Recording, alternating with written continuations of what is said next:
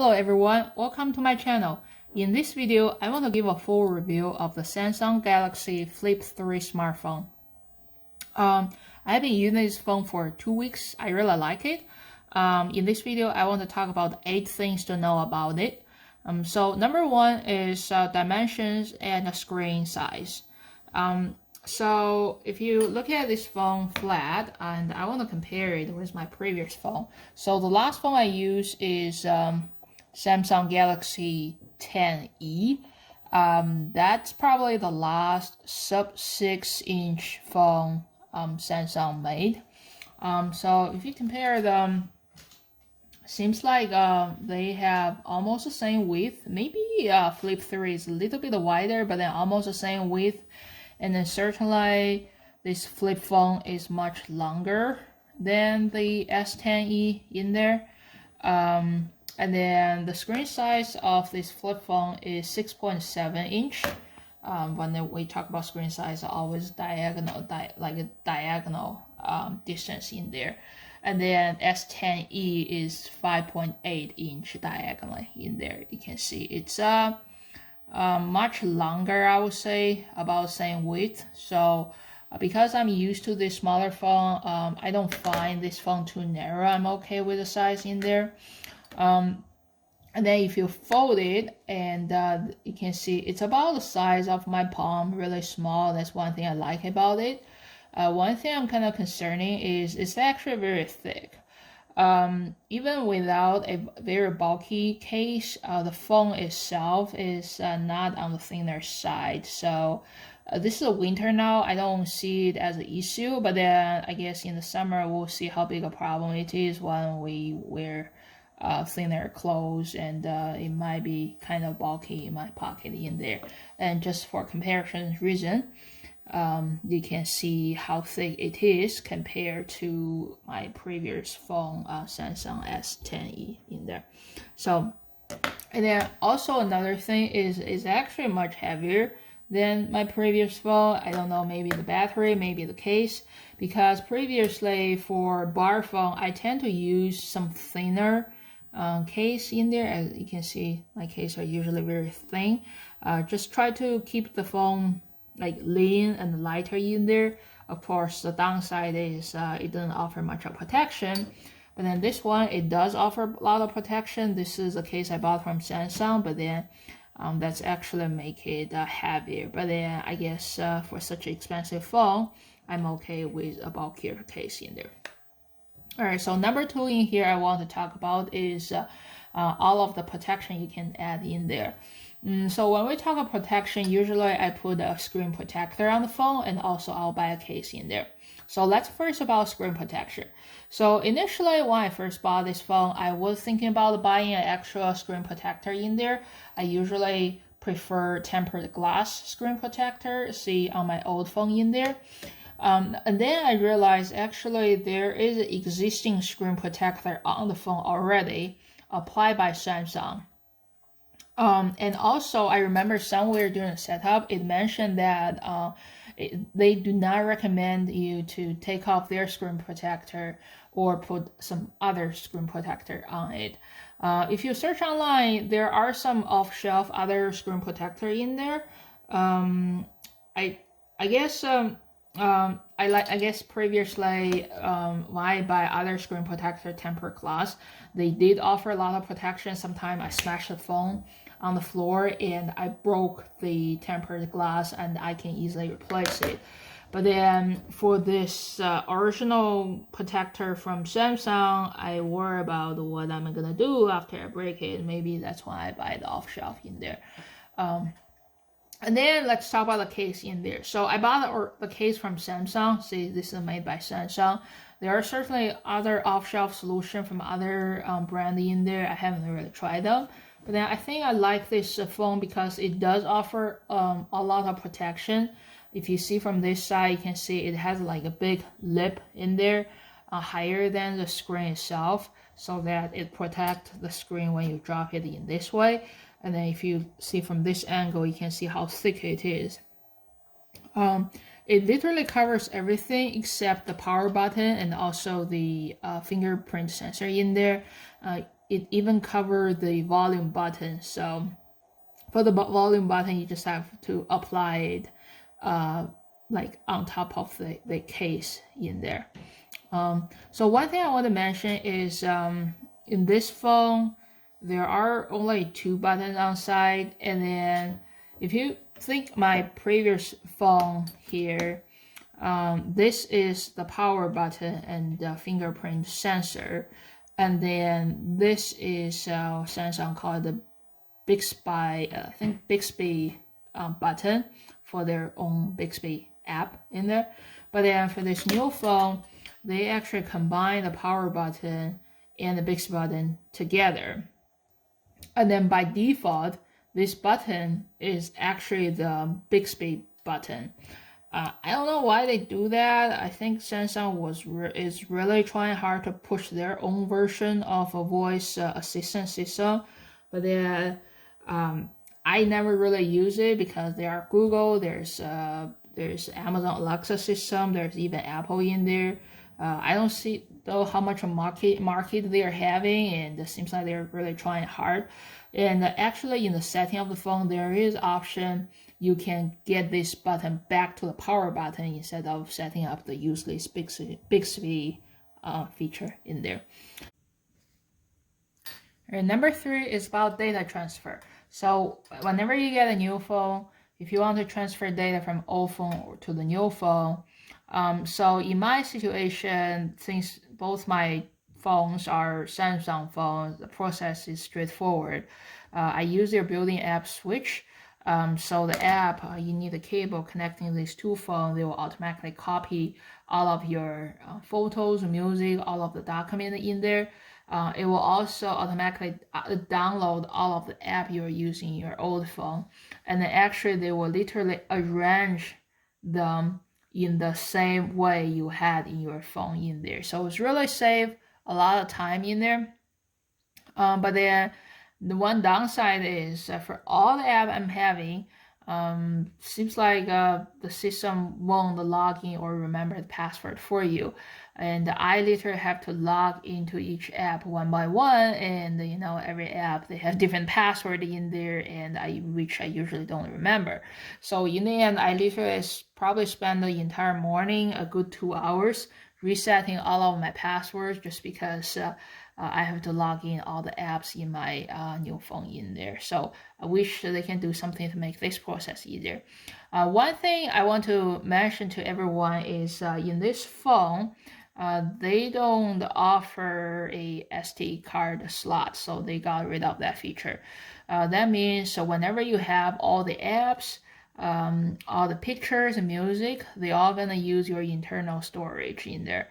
So in the past, whenever I bought any smartphone, I usually opt for the smallest storage size to save some money because I can always put the SD card in there. But then for this phone, since they don't offer that function to store more pictures, I actually bought the bigger one, 256 gigabytes in there. So I know they have smaller version, 128. So that's just one thing you need to consider. Make sure you give yourself enough room in there. So number 4 I want to talk about is the crease in the screen. So it is a fold phone or flip phone. So I know a lot of people worry about this crease in the center. So that's one thing I want to talk about. So one thing to notice is even if as a brand new phone, you will still see like a crease on the screen. So I'm not sure how easy it is for you. If I kind of change the angle here, there, you can see there's a dent in here. So same thing when you are using your app.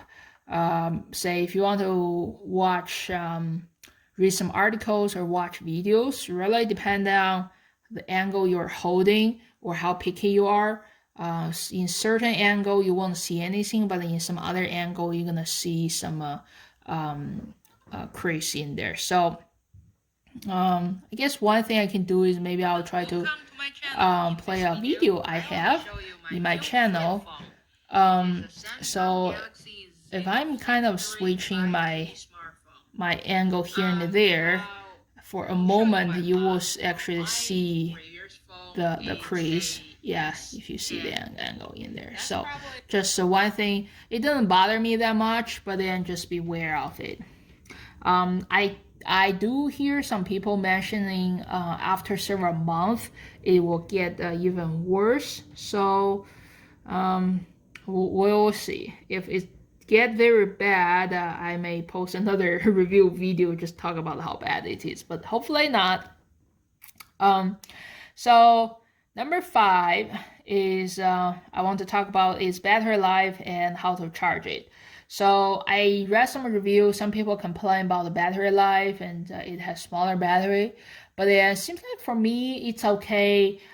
It has no problem lasting me for the entire day. I'm not a heavy smartphone user. I don't stare at my screen all day long, so it's okay. I think usually by the end of the day, I'll still have at least 20% of it. It's actually, I feel like the battery lasts actually longer than my S10e, partially because this cell phone has smaller battery as well, and then partially maybe because I've been using this phone for 2 years. When a battery get old, the battery life get shorter. So I'm okay with battery life in there. I want to talk about the charging. So I use a wireless charging pad. So I noticed that on the manual for this phone case, it says that they actually recommend you to take off the case before you charge it. But then I have no issue charging the phone with the case, so I never really take off the case. So what you have to do is make sure you put this side down with this back screen up, and then it will charge in this way actually. So and then considering this is actually a bigger case, I think it's actually pretty good. Number 6, phone call and text message. So this probably is the most basic feature for a phone, right? You buy a phone, you need to make phone calls and the text message in there. So the thing I want to mention is since this is a folded phone in there and they offer a second screen, I actually find this screen pretty helpful. So for example, when you get a new phone call in there, you don't have to open the phone. You can immediately see the phone number or the name in here, and then you can actually answer the phone from this screen. So this small screen is a touch screen, so you can actually click the answering button. It will answer the phone in this way using your speaker. So and then you can just talk in this way in speaker. You don't have to open it to answer. Same thing with text message. You can read your text in here. It is touch screen. You can kind of doing some basic operation in there. You probably cannot reply your text in here, but then having a small screen make it very convenient so that you don't have to open the phone a lot of times. Number 7 I want to talk is the camera. Some people complain about camera. I guess I'm okay. I mean, it has 2 cameras in there compared to a lot of fancy phones. They have 3 cameras nowadays. My old S10e has 2 cameras as well, so I'm okay with it. One thing I want to mention is so you can actually take a selfie using this way. So what I mean is you can trigger the camera in there, and then you can take a selfie in there, and then this screen here will kind of give you a preview of what you're taking. It's actually a very useful feature because in this way you are using the best camera on the phone to take a selfie instead of a lower end camera here to take a selfie in there. So I guess that's one advantage of having a folded phone and having a second screen on the back in there. Another useful feature some people find it useful is you can certainly take a selfie using the front camera in there, and then since the phone is folding, you can kind of use this as a stand, and then the good part is you can actually fold it in any angle you want. You can adjust the angle to take your selfie. I don't really use that feature, but then this is one thing good to mention. So number 8 I want to mention is when they design this phone, I think one thing they say is if some apps adapt to this feature, they may offer some more convenient feature when you are using their app. For example, they will say you can literally read one thing on the top screen and operate or having a keyboard at the bottom in there. So I haven't really found a lot of apps taking advantage of the folded screen. I guess the only one thing I find is on the YouTube. So again, I'm gonna use one video from my channel. So if you see this video on my channel, if I have my phone flat in there and then it's just like a regular phone and the screen is like this. But then if I fold it, you can see that it's trying to use the top screen as playing the video, and maybe you can leave some comments at the bottom screen. So I think maybe, I guess if you're playing video games, that might be another thing to take advantage of this feature. Maybe some video games will offer you basic operation at the bottom. You can watch it from top. But then I haven't found a lot of apps taking advantage of the folding feature. All right, so that's everything I want to mention about this phone in there. I personally really like this phone. I think the main reason I bought this phone is the folded size. As you can see, it's the same size as my palm. Hopefully save some space in my pocket, especially in the summer. I have some concern on how thick it is, but then we'll see how it comes when summer comes. I personally haven't I guess one reason they do a fold screen is so that when it's unfolded, you have bigger screen. But then personally, compared to my old phone, I haven't find the bigger screen more useful than a smaller screen on my phone in there. I would say if they still offer a sub-6 flat or bar phone in the market, I certainly will rather have just a simple bar phone. But then since they don't do this anymore, currently this is the best option I have. So alright, thank you for watching my video, and if you find my video helpful, please subscribe to my channel.